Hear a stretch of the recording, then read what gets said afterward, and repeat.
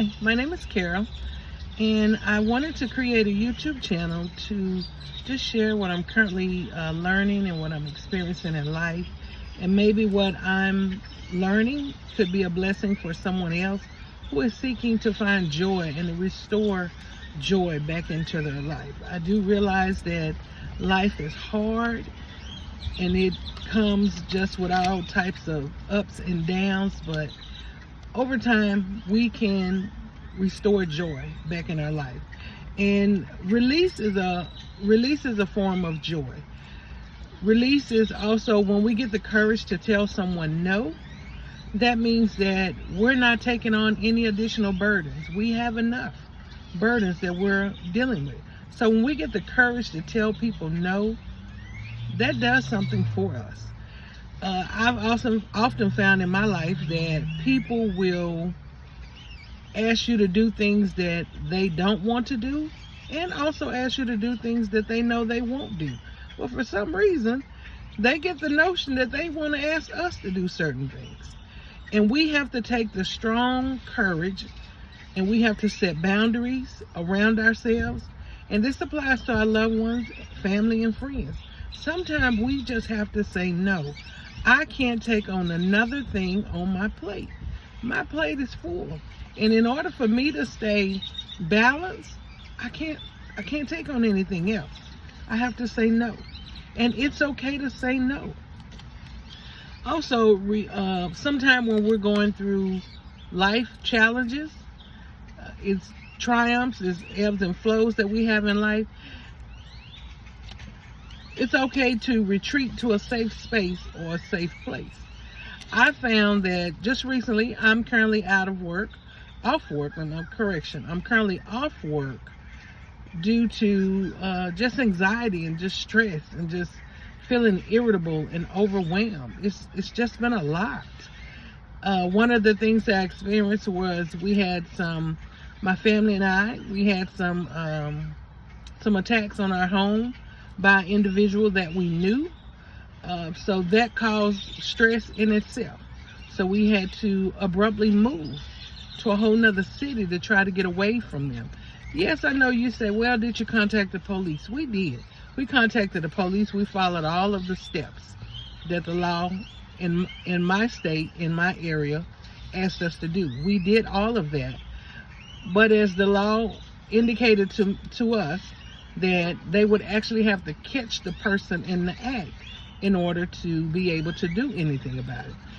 I was upset with that, but I do understand that as well, because outside of them actually catching the person in the act, or we actually catching the person in the act, where it be camera, you see him, whatever the case may be, then it's just speculation. And so my question to one of the detectives was, what is it, if this was your family member, what would you tell them to do? And she said, the detective informed me, she said, I'll be honest with you. If it was my family member, then I would advise them to just move. She said, just move, kind of like you go in an unknown witness protection program. You don't let anybody know where you're moving to. You get away to somewhere safe. And so that's what I did. That's exactly what I did. And I must say, it has been a peaceful transition to move. That really was. Also, another thing my family and I went through, once we moved, maybe about a year later, there was a fire in our home. So we were displaced from our home for about 2 months or so. We were displaced. And so that was a transition in itself that was presenting new challenges in itself. So I just continued to be like the Energizer Bunny. Let's get to a resolution. Let's try to resolve it. And then October of last year, I had an incident at home where I stood up and my knees buckled and I fell back down. I had to go to the emergency room. From there, I was admitted to the hospital. Also, once I was admitted to the hospital, I was unable to walk for about 2 weeks. I was bedridden. And through therapy and the grace of God, I'm now able to walk, and physical therapy, I'm now able to walk with a walker.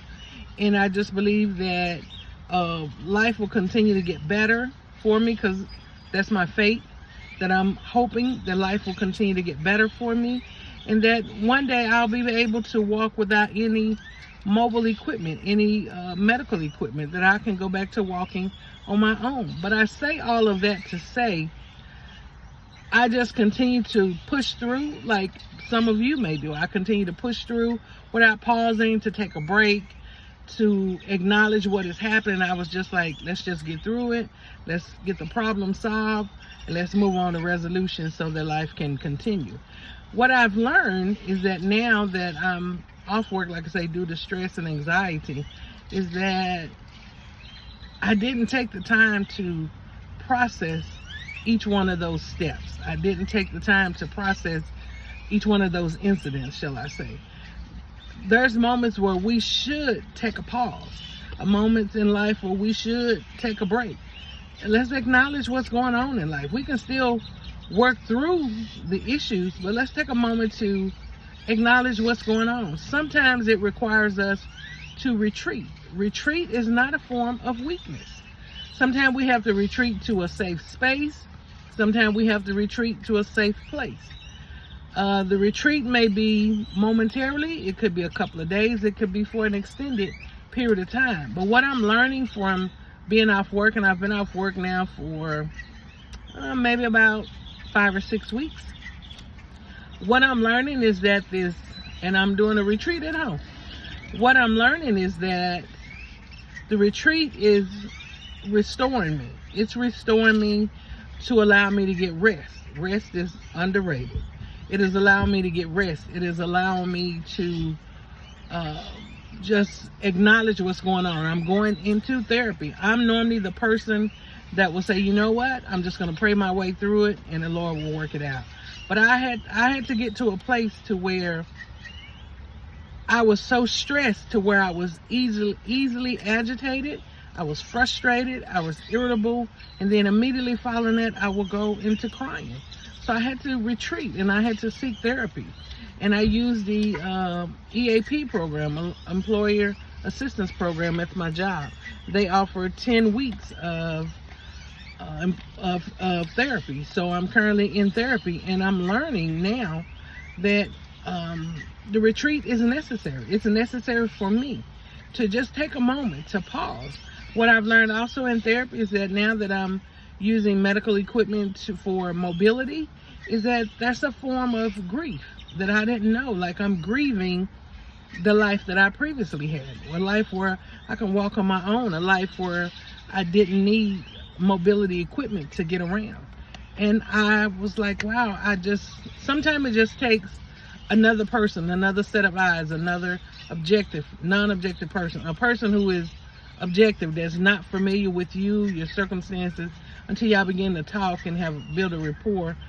And then that person can give you some information or some tools or some tips or some resources that will help you out. And my therapist is doing that. When she brought up she said, have you ever thought about that you're grieving? And I only related grief to death. And then she said, well, think about it. You're no longer able to get around like you used to. You're not only able to, walk without medical equipment. And I began to think about that after our therapy sessions. And I was like, she's right. Because now, if there's some places that I may want to go, then I just automatically rule it out and say, you know what? No, you can't go because, you're disabled. So you can't go. And then the process that goes with disabled. Is there handicap parking? Is there room for me to bring my walker? Am I able to get around in whatever place I'm going to? So I realized that, I'm going through a form of grief of my mobility issue. And so I'm learning to process that. I also learned, because of the type of job that I have, I work as an insurance adjuster, that the type of job I have, that I have to multitask, where you constantly multitasking all things at one time. That's not good for the brain. That's not good for the brain with anybody. And so I'm learning through this period of rest and retreat that I'm going through, seeking therapy, that, okay, instead of multitasking everything at once, think about, my therapist gave me a tool that is red, yellow, green. I don't know the technical name for it. If you're a therapist or a psychologist on listening, then you may know. Drop it in the comments if you do. That I'm using red, yellow, and green. Red means, okay, it's something that needs to be done right away. Yellow means it's something that needs to be done, but it doesn't have to be done right away. And of course, green means there's something that needs to be done, but it's not urgent.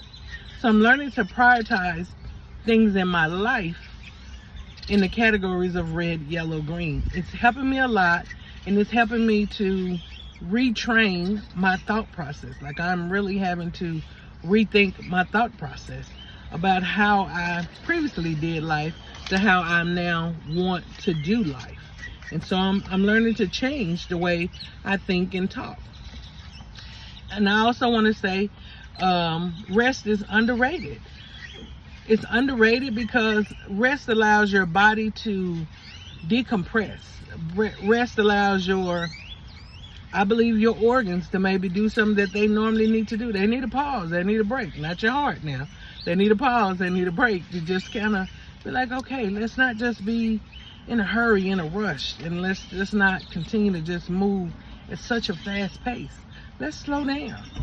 I think it's a great thing for the rest. I hope you guys can hear me. I'm parked at the lake. I wanted to come out and just look at the water, see the people move around. Also, I know you probably hear a lot of birds in there, just sounds of nature. It's peaceful, it's calming for me, and just looking at the water.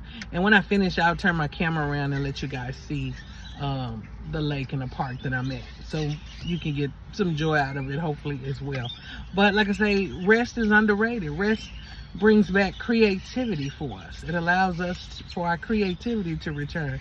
When we're creative, when we're well rested, we're at our most peak. We're at the peak.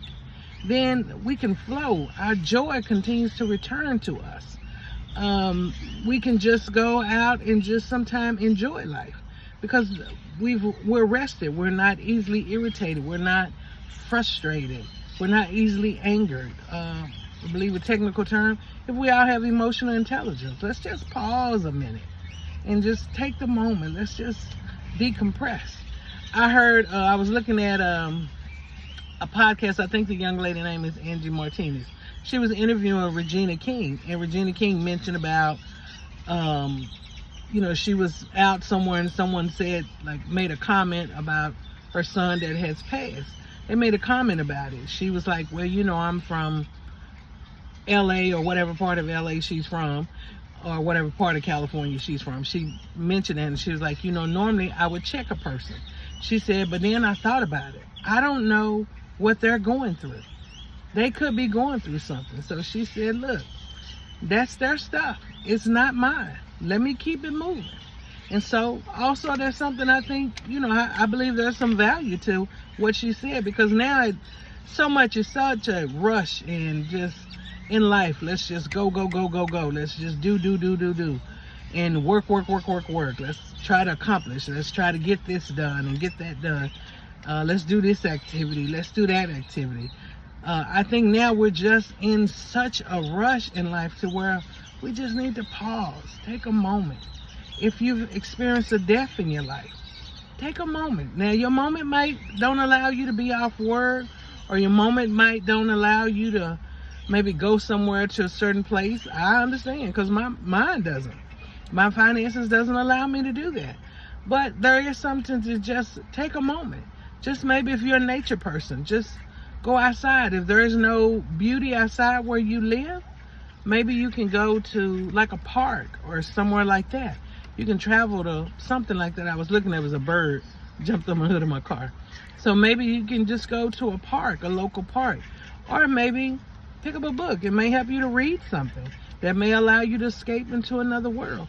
Whatever it may be that can become a safe space for you in your home, maybe in your closet, or safe place for you, maybe somewhere in your local neighborhood, or maybe you are able to travel and go somewhere for 1 day, 2 days, extended period of time. If you are, that's great. Take a moment, take a pause, take a break. Also, I've learned that, and I'm not on here to preach to anyone. I'm not on here to say I'm this or that, and I'm a Christian, for one. I'm for Jesus. But I'm learning through my current experience what I'm going through. There's a scripture in the Bible about 1 Peter 5 and 7. That scripture just breaks down and says, God says, cast all your cares on me. Give me all of your worries. Give me your burdens. Give them to me. I'm truly learning that scripture as I'm going through what I'm going through, is that God didn't create us to take on all what we're taking on. Any little bitty thing, God is saying, give it to me. Turn it over to me. You don't have to carry that. I'm going to carry it for you. Us as humans, especially a person like myself who used to being independent, doing things on my own, that's a little challenging to do. But I'm learning step by steps to do that. I'm learning to do a little at a time. Let me give that to God. If I'm worried about a bill, let me turn that over to you. If I'm worried about a family member, a loved one, let me turn that over to you. God, you created them. That's for you. That's not for me. God, I live in this world. You know I need provisions. You know I need money. You know I need whatever it is that you may need. I need you to pay this bill. Turn it over to God. Whatever it may be. God, I'm going through this stress, this PTSD, this depression. This ain't for me to carry. It's for you. I'm giving it to you.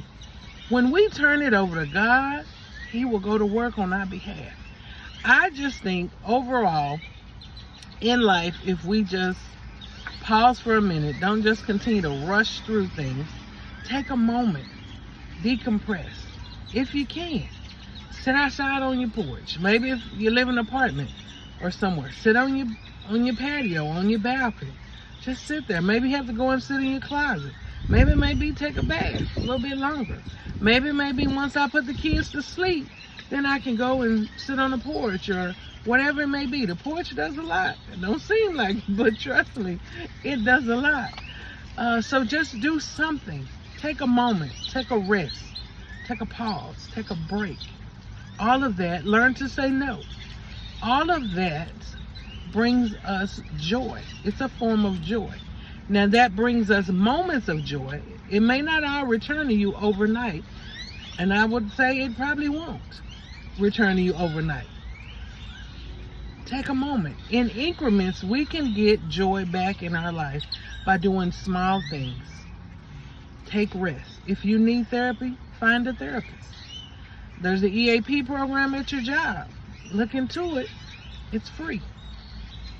There's therapy online. There's all places we can get therapy. Take a moment, take a break, take a pause, rest, because what we want to do is we want to have our joy return to us. It's what we want to do. We're looking for investments in joy. We want to bring about restoration to ourselves. We don't want to be in a continuous rush. And I know you're saying, oh, she probably got a husband, or oh, she probably have a partner, or oh, she probably have all kind of money. Oh, no, I don't. No, I do not. I am single. I do not have a partner. Haven't been married.